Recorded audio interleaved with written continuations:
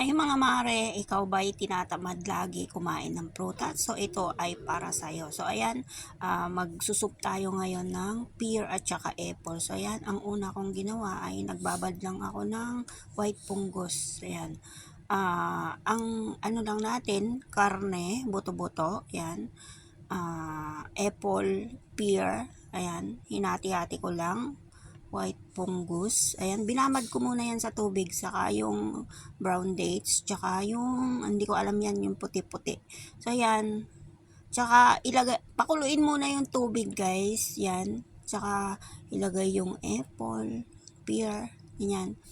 So, ganyan lang, hinati ko lang yung apple sa dalawa. Tapos yung pear, apat. Ayan. So, yan, ilalagay lang natin lahat yung ingredients sa kumukulong tubig. Ayan. Tsaka natin papakuluan yan ng 2 oras. Ayan, takpan natin. Yan. So, yan, ito na yung kalabasan. Ang sarap. Sobrang, ano guys, yung sabaw niya. Yan. So, ito na guys, yung ating soup. Pear and apple soup. So, yan. Tikman natin.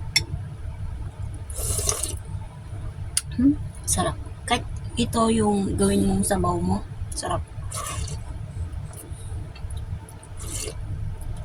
Sarap.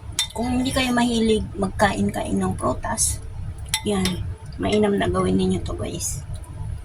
Mag-soup kayo ng pear at soup. Ng apple.